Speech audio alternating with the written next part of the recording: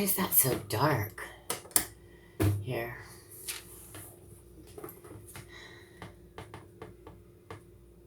Chapter 5. The first book of the Chronicles. Sorry, it is the first book of the Chronicles. Of Chronicles. Our newspaper here used to be called the Chronicle. I mean, it still is, but there's no newspaper.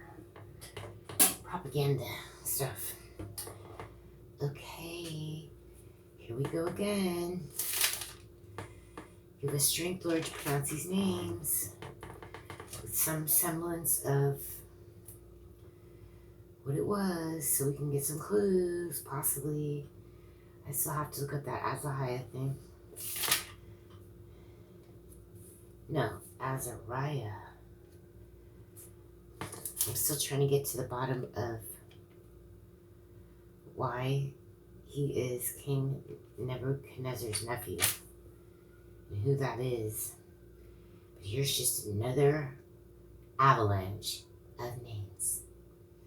Now the sons of Reuben, the firstborn of Israel, for he was the firstborn, but for as much as he defiled his father's bed.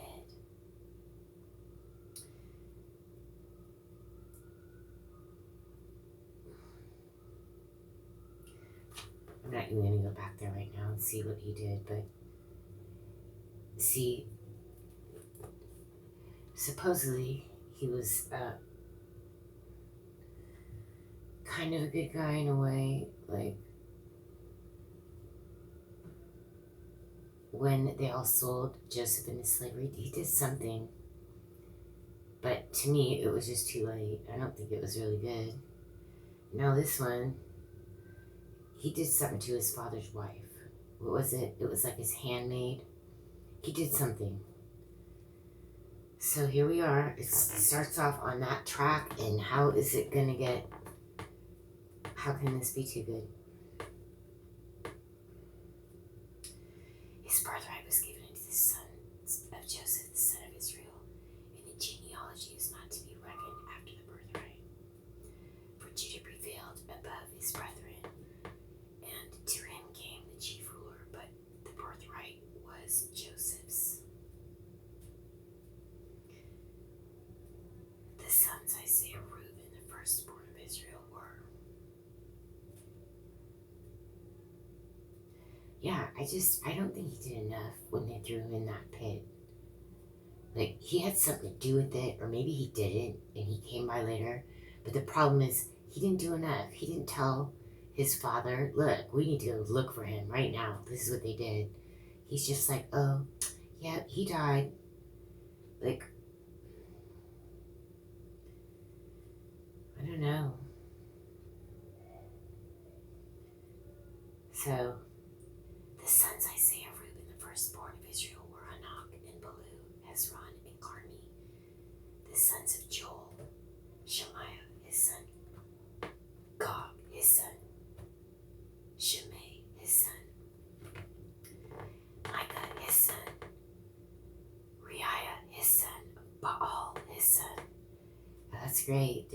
It's like 3 generations, they're naming them Baal. How did that happen? Beeroth, his son, Tigath, Pilu, Nezer. They spell that different earlier. They spell it Tiglath-Pileser. And right here they spell it Tilgath-Pilneser. King of Assyria carried away captive, he was prince of the Reubenites, and his brethren by their families. When the genealogy of their generations was reckoned, were the chief Jael and Zechariah, and Bela the son of Azaz, the son of Shema, the son of Joel, who dwelt in Aroer, even unto Nebo and Baal-Meon.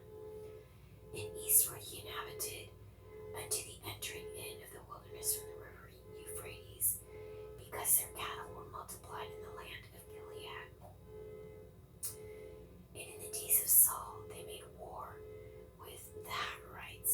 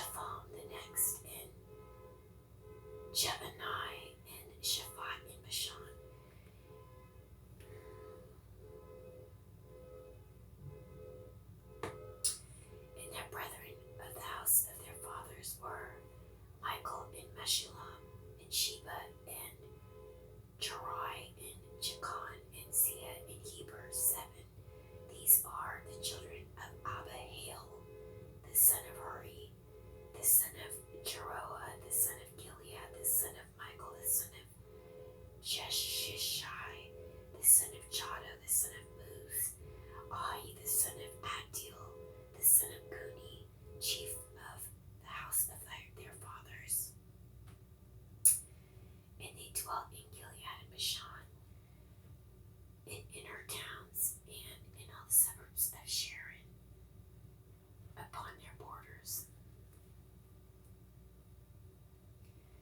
All these were reckoned by genealogies in the days of Jotham, king of Judah, and in the days of Jeroboam, king of Israel.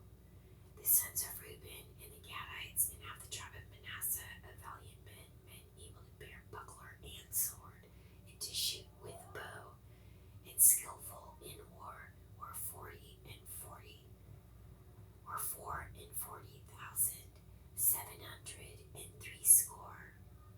that went out to the war, and they made war with the Hagarites, with Jeter and the fish and Nodab, and they were held against them, and the Hagarites were delivered into their hand, and all that were within them, for they cried to God in the battle, and he was entreated of them because they put their trust in him.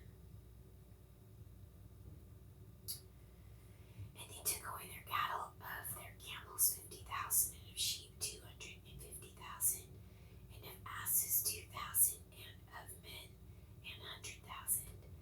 For there fell down many slain, because the war was of God, and they dwelt in their steads until the captivity. And the children of the half tribe of Manasseh dwelt in the land. They increased from Bashan unto Baal Hermon, and Sinir, and unto Mount Hermon. I don't know why they're over there. That is not a good place. I don't think so. Why are they hanging out over there? And these were the heads of the house of their fathers, even Ephur and Ishi and Eliel and Azriel and Jeremiah and Otaphiah and Jediel, mighty men of valor, famous men, and heads of the house of their fathers.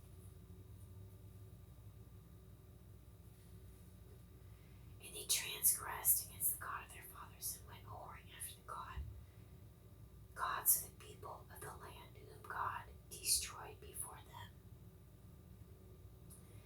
And the God of Israel stirred up the spirit of Bul, king of Assyria, and the spirit of Tilgath-Pilneser, king of Assyria, and he carried them away, even the Reubenites and the Gadites, and the half tribe of Manasseh, and brought them unto Allah, and Habor, and Hara, and to the river Gozan unto this day.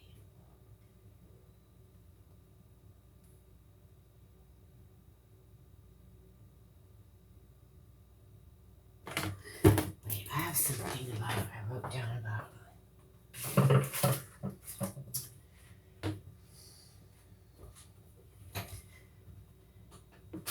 Tiglath-Pileser. So he was in the Middle Assyrian period. This is truth. From 1365. Oh, excuse me. He 1115 to 1076 BC. That's his lifespan. So he was at the very end of the Middle Assyrian period.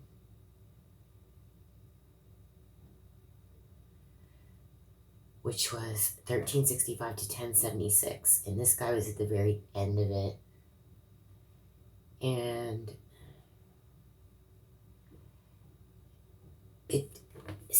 so I saw something the other day, and it mirrors exactly what this says. He doesn't say the numbers here, but it says in the Bible, it says on this show that he took away so many, and they wrote it down, I think.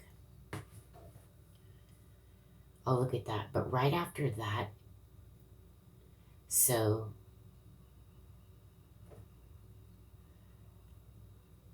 then the 10th century BC, right after Tiglath-Pileser, is when Assyria was at its greatest, right after this guy. So it got way worse.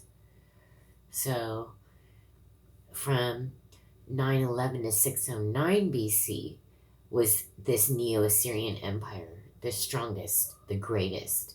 And that this is where Asher, Nineveh, Nimrud will come in.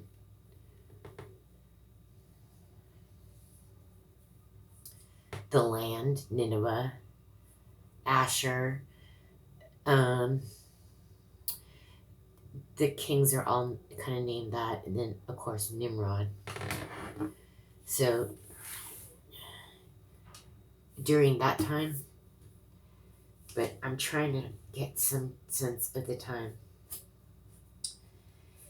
And Tilgath-Pilneser, I don't know why, but I like have a habit of calling him Tiglath-Pileser. I don't know why. Huh. Well, I'd read the next one, but it is really long. And there are a lot of names. Should I do it? No, it's too much. And I'm going to put the headings on these chronicles. So,